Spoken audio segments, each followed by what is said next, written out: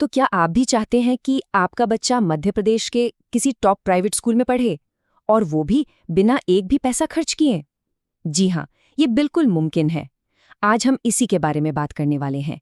शिक्षा का अधिकार यानी आरटीई कानून, और इसके तहत 2026-27 के लिए जो मुफ्त एडमिशन की प्रक्रिया है ना, उसे हम स्टेप बाय स्टेप समझेंगे। जरा सोचिए, एक बढ़िया प्राइवेट स्कूल की पढ़ाई और उसका सारा का सारा खर्च उठाएगी सरकार। जी, ये कोई सपना नहीं है, ये हकीकत है। और ये हकीकत बनी है शिक्षा के अधिकार कानून की वजह से। तो चलिए समझते हैं कि इस सुनहरे मौके का फायदा आखिर उठाया कैसे जाए। तो ये सब मुमकिन हुआ है शिक्षा का अधिकार अधिनियम 2009 की वजह से। देखिए, इस कानून में एक बहुत ही खास बात है। इसके मुताबिक हर प्राइवेट स्कूल को अपनी एंट्री लेवल क्लास की 25% सीटें यानी 1/4 सीटें समाज के वंचित और कमजोर वर्ग के बच्चों के लिए रिजर्व रखनी पड़ती हैं। और हाँ, ये एडमिशन बिल्कुल मुफ्त होता है। तो सबसे पहला और सबसे ज़रूरी सवाल यही आता है कि भाई, इस स्कीम का फ़ायदा आखिर कौन कौन उठा सकता है। चलिए, सबसे पहले हम एलिजिबिलिटी यानी पात्रता की जो शर्तें हैं उन्हीं को समझ लेते हैं। देखिए, एलिजिबिलिटी को ना 2 मेन कैटेगरीज में बांटा गया है। पहली है वंचित समूह। इसमें कौन कौन आता है? इसमें आते हैं अनुसूचित जाति यानी एससी, अनुसूचित जनजाति एसटी, और कुछ दूसरी पिछड़ी जातियां। और दूसरी कैटेगरी है कमजोर वर्ग की। इसमें बीपीएल कार्ड वाले परिवार, अनाथ बच्चे और वो बच्चे शामिल हैं जिन्होंने दुर्भाग्य से कोविड-19 में अपने माता पिता को खो दिया। अच्छा, कैटेगरी के अलावा एक और चीज़ है जो बहुत ज़रूरी है, और वो है बच्चे की उम्र। यहाँ एक कट ऑफ डेट है, 30 सितंबर 2026। इस तारीख तक नर्सरी के लिए बच्चे की उम्र 3 साल से लेकर 4 साल 6 महीने के बीच होनी चाहिए।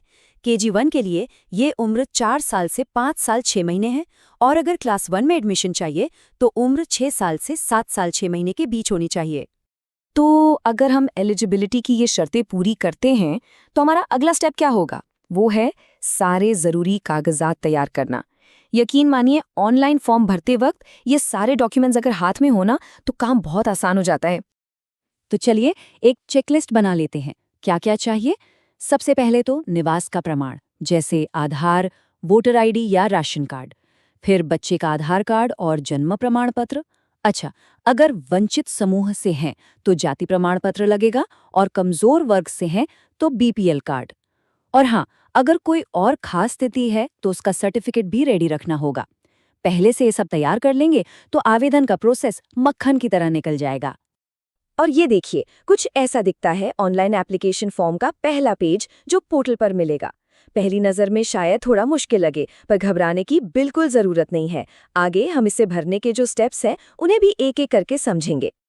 चलिए, अब आते हैं सबसे सबसे ज़रूरी हिस्से पर, यानी ऑनलाइन एप्लीकेशन का पूरा प्रोसेस और उसकी इम्पोर्टेंट डेट्स। एक बात याद रखिएगा, इन तारीखों को भूलने की गुंजाइश बिल्कुल नहीं है। और ये जो भी जानकारी है ना, ये 100% ऑफिशियल है। स्क्रीन पर जो आप देख रहे हैं वो राज्य शिक्षा केंद्र मध्य प्रदेश का ऑफिशियल सर्कुलर है। इसमें सारी तारीखें एकदम साफ साफ लिखी हैं ताकि पूरा का पूरा प्रोसेस ट्रांसपेरेंट रहे। तो इन तारीखों को जरा ध्यान से देख लीजिए। ऑनलाइन एप्लीकेशन शुरू होगी 13 मार्च से और चलेगी 28 मार्च तक। जैसे ये खत्म होगा, फौरन 30 मार्च तक अपने सारे डॉक्यूमेंट्स वेरीफाई करवाने होंगे। इसके बाद 2 अप्रैल को ऑनलाइन लॉटरी निकलेगी, और फिर 3 अप्रैल से 15 अप्रैल के बीच स्कूल में एडमिशन की सारी फॉर्मेलिटीज पूरी करनी होंगी। एक बात बिल्कुल साफ समझ लीजिए, एप्लीकेशन का तरीका सिर्फ और सिर्फ ऑनलाइन है। ऑफिशियल वेबसाइट है rteportal.mp.gov.in। इसके अलावा कोई भी कागजी फॉर्म या ऑफलाइन तरीका नहीं चलेगा। ये पूरी ऑनलाइन प्रक्रिया है ना, बस 4 आसान से स्टेप्स में हो जाती है। स्टेप 1, पोर्टल पर अपने मोबाइल नंबर से रजिस्टर कीजिए। स्टेप 2, बिल्कुल ध्यान से सही जानकारी के साथ फॉर्म भरिए। स्टेप 3, अपनी पसंद के स्कूल चुनिए। कम से कम 3 और ज़्यादा से ज़्यादा 10 स्कूल चुन सकते हैं। और स्टेप 4, सब कुछ एक बार डबल चेक करके फॉर्म सबमिट कर दीजिए। और हाँ, रसीद को सेव करना या उसका प्रिंट आउट लेना बिल्कुल मत भूलिएगा। तो फॉर्म तो सबमिट हो गया, अब क्या काम खत्म? जी नहीं, काम अभी खत्म नहीं हुआ है।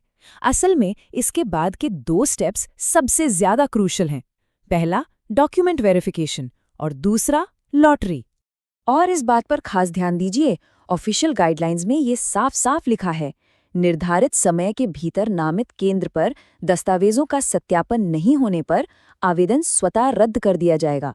मतलब अगर आपने टाइम पे डॉक्यूमेंट्स वेरीफाई नहीं कराए तो आपका फॉर्म कैंसिल, सारी मेहनत पर पानी फिर जाएगा। तो इस बात को गांठ बांध लीजिए, जैसे ही ऑनलाइन फॉर्म भरा उसकी रसीद और सारे ओरिजिनल डॉक्यूमेंट्स लेकर सीधे पास के वेरिफिकेशन सेंटर पर पहुंचना है। ये सेंटर ज्यादातर जन शिक्षा केंद्र या सरकारी स्कूलों में ही होते हैं। वहां आपके डॉक्यूमेंट्स को ऑनलाइन वेरीफाई किया जाएगा। अच्छा, अब वेरिफिकेशन के बाद क्या होता है? मान लीजिए किसी स्कूल में 25% रिजर्व सीटों के लिए उससे कहीं ज्यादा एप्लीकेशन आ गई, तब क्या होगा? तब होता है सीटों का बंटवारा, एक ऑनलाइन लॉटरी के जरिए। ये पूरी तरह से कंप्यूटर से होने वाला ड्रॉ है, एकदम ट्रांसपेरेंट, ताकि किसी के साथ भी कोई नाइंसाफी ना हो। चलिए, अब हम इस पूरे प्रोसेस के बिल्कुल आखिरी पड़ाव पर आ गए हैं।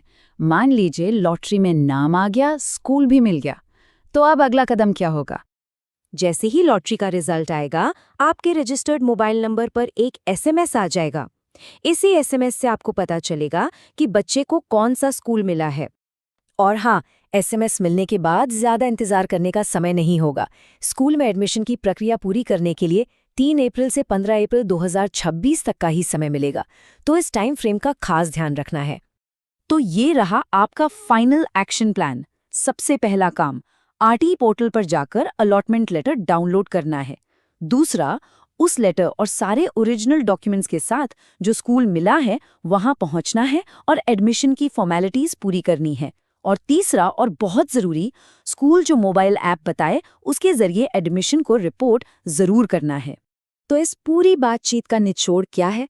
बस 2 बातें हैं जो एक सफल आरटीई एप्लीकेशन की गारंटी हैं। पहली, पूरी तैयारी, और दूसरी, बिल्कुल सही समय पर एक्शन। अगर सारे कागजात पहले से तैयार हैं और हर तारीख का ध्यान रखा जाए तो इस मौके का पूरा फायदा उठाया जा सकता है। और आखिर में बस एक सवाल, ये पूरी प्रक्रिया सिर्फ एक फॉर्म भरने तक सीमित नहीं है। ये एक बच्चे को एक बेहतर भविष्य देने का रास्ता है। तो क्या ये वो सुनहरा मौका है जिसे हाथ से जाने देना चाहिए?